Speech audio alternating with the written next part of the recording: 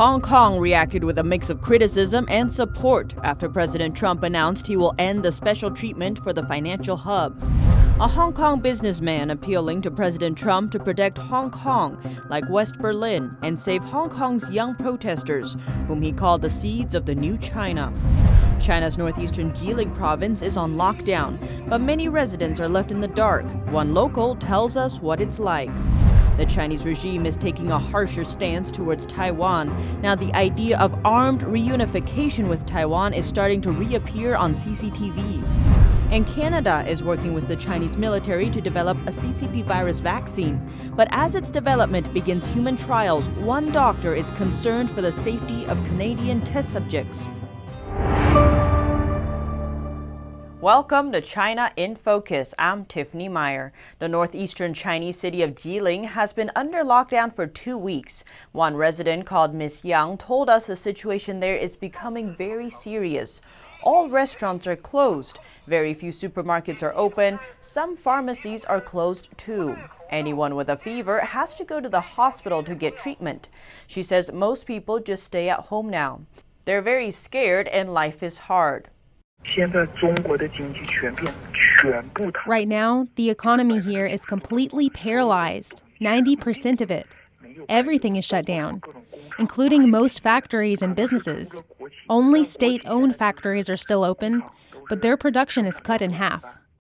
She said many people are using up their savings and are not getting help from the authorities. A lot of people lost their jobs and are running out of money. They're spending their savings like I am. Some people work from home, but not full-time. They're on a reduced salary, around $140 a month. No government subsidies, no free food from authorities. It's an impossible situation. She said authorities aren't reporting the true situation. They cleared out an entire hospital to make room for virus patients. Some other hospitals aren't accepting new patients at all. And there are lots of hotels designated for quarantine. Big buses are being used to bring people to quarantine centers. Authorities don't report the reality. If they did, the residents would panic. As tensions in Hong Kong grow, China's attitude towards Taiwan is hardening. The Chinese Communist regime claims Taiwan is a province of China. But Taiwan as a democratic system never accepted that. Now, the idea of armed reunification with Taiwan is starting to reappear in Communist Party propaganda. On May 29th, China Central Television, or CCTV, broadcasted a documentary on the 1958 Taiwan Strait crisis. In the 1958 Taiwan Strait conflict, China shelled 2 islands of Taiwan.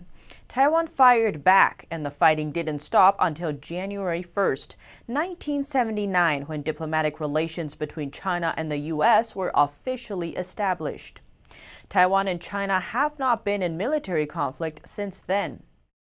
The CCTV trailer says this attack from 60 years ago, quote, has left us a valuable historical reference for the quick resolution of the Taiwan issue and the completion of national reunification. During the China's-U.S. trade war, CCTV broadcast the movie Anti-U.S. and Pro-North Korea to signal its attitude. The 1958 Taiwan Strait crisis was purposely broadcast at this specific time to highlight the idea of armed reunification. President Trump said on Friday the U.S. will sever ties with the World Health Organization. The U.S. has been part of the UN agency since 1948. Trump accused the agency of becoming a puppet of China over its handling of the virus pandemic. He said Chinese officials ignored their reporting obligations to the WHO about the virus and pressured the agency to mislead the world. He added China has total control over the World Health Organization despite only paying $40 million per year compared to the U.S.'s $450 million. Trump last month halted funding for the 194-member organization. Then, in a May 18th letter, gave the WHO 30 days to commit to reforms. It is not clear when the decision will come into effect. Under the 1949 agreement, the joint resolution by Congress on the U.S. membership of the WHO says a member country reserve its right to withdraw from the organization on a 1-year notice. The WHO did not immediately respond to a request for comment on Trump's announcement. The European Union is urging the U.S. to reconsider severing ties with the WHO. European Commission President Ursula von der Leyen and Josep Borrell, the EU's top diplomat, said in a statement, "In the face of this global threat, now is the time for enhanced cooperation and common solutions. Actions that weaken international results must be avoided." They added, "In this context, we urge the U.S. to reconsider its announced decision." The EU has led calls for a review of the international response to the coronavirus pandemic, including the UN agency's performance. President Trump announced he will move to end Hong Kong's special trade status with the U.S. Here's how American businesses in Hong Kong and residents there are reacting. The American Chamber of Commerce in Hong Kong says President Trump's move to revoke Hong Kong's trade status is a blow to the city, though not entirely unexpected. It's a difficult moment for all of us. President Trump said this Friday his administration will begin the process of revoking Hong Kong's special trade status. The move comes after China passed a national security law that could put the city's freedom in jeopardy. China has replaced its promised formula of one country, two systems with one country, one system. Therefore, I am directing my administration to begin the process of eliminating policy exemptions that give Hong Kong different and special treatment. But the head of the American Chamber of Commerce in Hong Kong says not all businesses will rush to exit the city. We need a lot more details on how this special status is going to unravel. It's not just like switching off a light switch. There are so many aspects of the U.S.-Hong Kong relationship that are special. We really have to see how it will work for understanding the impact to business. One Hong Konger said he's not surprised about Trump's decision. I know that he's going to do something about it for the past few days. I know, and we know that. But we have to go on.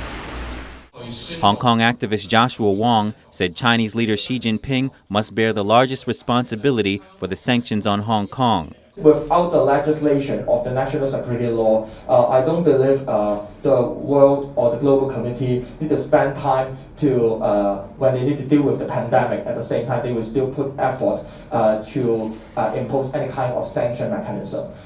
In Hong Kong, pro-Beijing politicians have criticized the U.S. for interfering with what they call China's domestic affairs, while some pro-democracy activists cheered the U.S. decision. They say it will punish Beijing for imposing legislation that threatens Hong Kong's liberty. Chinese officials were unusually quiet after the U.S. declaration. Beijing did not make an official announcement in the 24 hours following Trump's speech. In a heartfelt video letter to President Trump, Hong Kong entrepreneur Robert Yuan is calling on Trump to grant visas for Hong Kong's young people. This as Chinese authorities push through a new law that many say will end Hong Kong's freedom. It's been 1 year. Our people have been beaten, and then the Beijing gets involved, and there were secret military police coming to Hong Kong, doing all kinds of criminal things. Robert Yuan has several companies in both Hong Kong and the U.S. He's the father of 2 Hong Kong politicians. He lived in the U.S. and China each for over 20 years and is known for his financial analysis. In a video, he appealed to President Trump to save the young people of Hong Kong. We all know the end of Hong Kong is near. These young kids are making a final stand, as in Dunkirk. They need your help. China's new law would criminalize activities deemed as threats by Beijing. Critics say Beijing aims to retaliate against Hong Kong's pro-democracy protesters who've been on the streets over the past year. More than 9,000 protesters have been arrested. Amnesty International says protesters are facing brutal beatings and torture in police detention. Yuan says it's unfortunate only these thousands of young people out of 1.4 billion Chinese have the courage to stand up and sacrifice for the universal values of the free world. I quote, "Never in history has so much been done for so many by so few." Let me repeat. Never in history has so much been done for so many by so few. If your national resources allow, please protect Hong Kong as West Berlin. These kids are the seeds of a new China. They will be the true friends of your grandchildren. In an interview with NTD's Hong Kong bureau, Yuan said the city might face a tough economic year ahead. So there are 2-3 trillion US dollars of money in Hong Kong will be on its way back to the United States. And this will affect the Hong Kong stock market and the Hong Kong dollars, and maybe even the RMB in Hong Kong. This will impact in a very, very powerful manner. And I believe all the Hong Kong people and the corrupted officials from China, they will be doing the same to liquidate all their assets, change into US dollars, and depart from Hong Kong.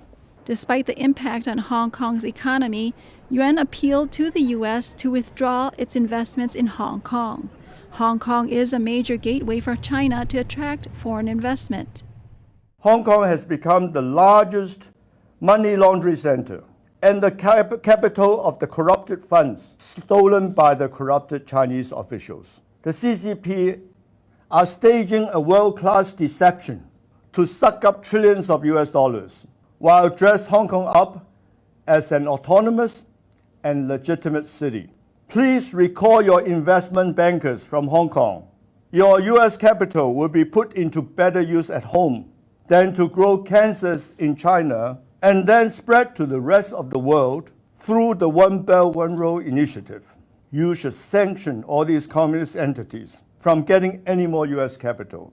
Yuan said he believes the world loves Hong Kong and will help the city rise again. To help Hong Kong to return to its former vibrance and glory. And we are getting old. So the future belongs to the young people. Thank you. Reporting by Sarah Liang, NTD News. An update on the global race to develop a vaccine for the CCP virus. A Canadian doctor is raising concerns over a vaccine candidate that was developed in partnership with the Chinese military. That's as it enters phase 2 of human trials. Canada's National Research Council has announced a collaboration initiative with Chinese company CanSino Biologics. They're working on clinical development of a possible new vaccine developed in partnership with the Chinese regime's military. Health Canada, the country's public health department, has approved the first human clinical trials. They're set to run at the Canadian Centre for Vaccinology at Dalhousie University. Dr. Kulvinder Gill is a Toronto-based medical doctor and president of grassroots nonprofit Concerned Ontario Doctors. She says she's worried about Canadians becoming test subjects of a vaccine developed in China. We are the only country in the entire world that has chosen to partner with the Communist Chinese military, which is gravely concerning and it's frankly dangerous. Dr. Gill's main concern are speed and lack of transparency. While normal vaccine development spans 10 to 15 years, CanSino moved into phase 2 human trials within a matter of weeks, without publishing any data from the first phase of trials.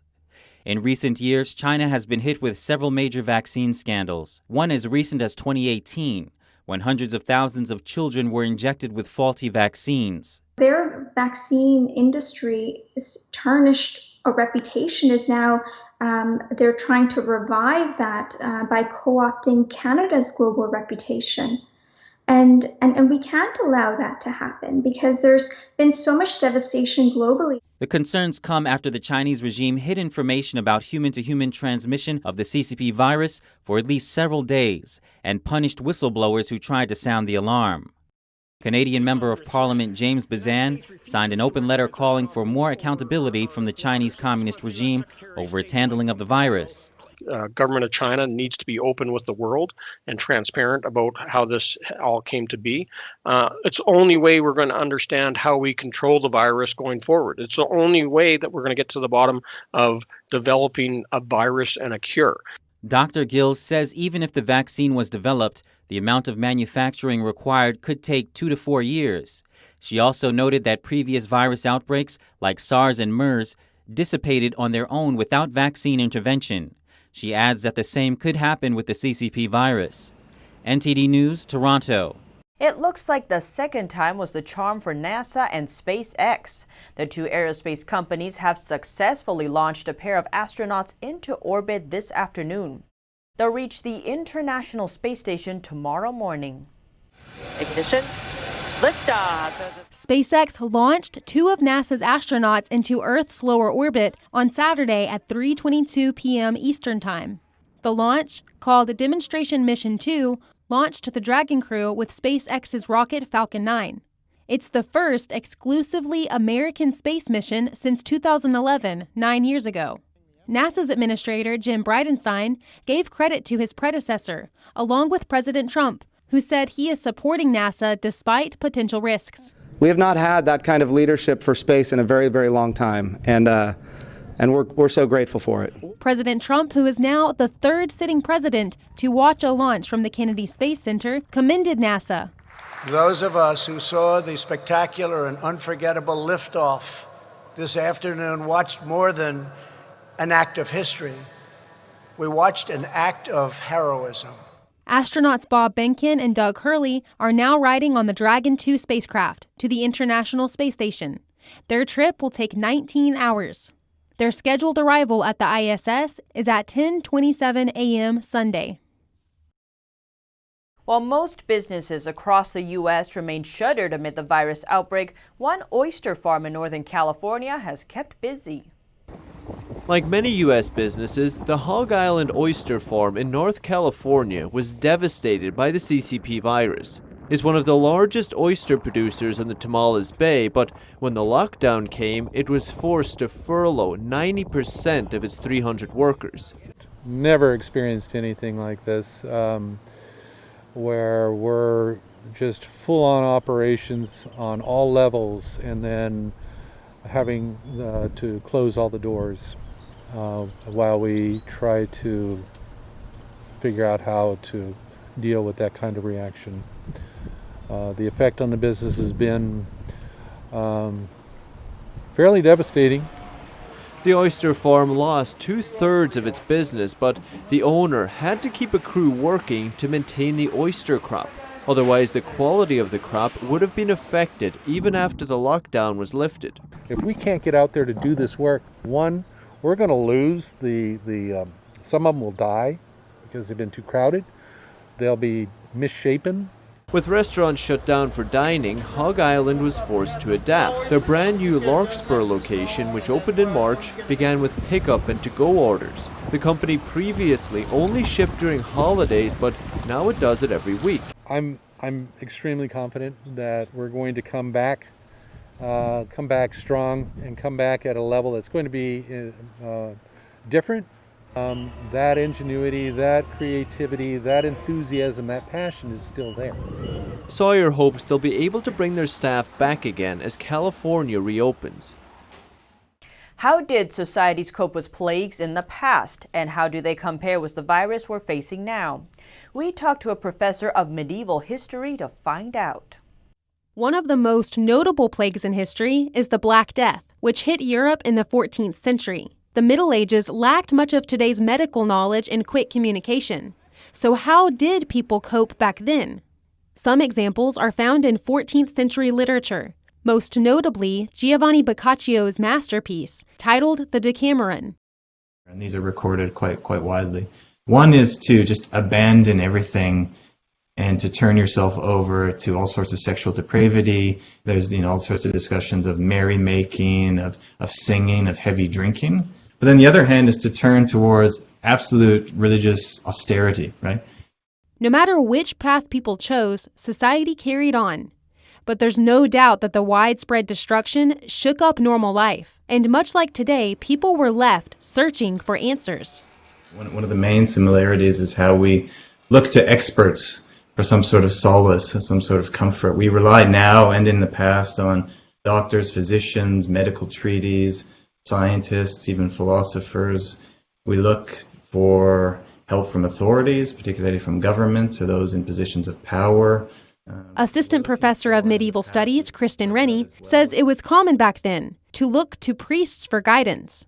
But he explains that wasn't always reliable either. That's because there are accounts of priests abandoning their duties in times of turmoil. Compare that with today. Rely on the science. Every government's telling us to rely on the science, but it's worth pointing out that there's not just one science, right? There's not one singular scientific view, just like there is not one singular historical view of what happens or perspective of what's going on. But that authority is being questioned, and in many places it's being undermined, right? So again, I say there are cracks in society being exposed. But if looking to authorities for answers wasn't always a dependable option, how did people find the strength to carry on? Rennie says this part is what's missing from historical accounts and stories of past plagues. We don't have too many glimpses into the past of the kindness of others, the kindness of neighbors helping each other, the power of resiliency. That fundamental belief, I think, is no doubt. I mean, I can't confirm this, I can't back it up with solid evidence, but no doubt that universal religious belief inspired people to go on. In the midst of today's pandemic, the question remains: how will each person internally cope to get past this? And how will it change our society? Melina Weiskup, NTD News. People are hitting the beach as virus restrictions start to ease and summer begins. But access might be limited, and public health officials still urge caution and social distancing. Around the world, people have begun flocking back to beaches as summer arrives to the Northern Hemisphere. A bit of sunbathing, a bit of vitamin D, that's what the immune system needs. But this year is anything but traditional. While rules vary across the world, access to beaches might be limited, and public health officials still urge caution, including continued physical distancing. Italy's beaches are reopening, but they're getting a makeover. We were forced to do a lot of things in order to reopen. We sanitized beach cabins, the restaurant, the warehouses, and the kiosk here on the beach. Umbrellas will be far apart. Before, there were areas for tennis and volleyball and a beach club for party animals to dance until dawn. None of that will be there this year. Many of our customers were sport lovers, but we had to remove the sports area. We removed all the beach tennis and beach volley courts. We are setting rows of umbrellas. We had to remove one beach umbrella out of 2, and we did the same for the restaurant. We had to remove one table out of 2, and in this case, everything has halved. Over in the US, the famed California beaches like Santa Monica and Malibu are also not the same. No lounging around on the sand. Use of the beach is limited to swimming, surfing and biking. In some places, picnicking and sunbathing may be prohibited. Orange County has banned the building of sandcastles. Vendors are not allowed, so bring everything you need. Stay at least 6 feet from others who are not members of your household, and wear a mask while out of the water if there are other people nearby. Here at China in Focus, we dedicate ourselves to bringing you truthful, unbiased reporting. Don't forget to like and subscribe for the latest updates, and see you next time.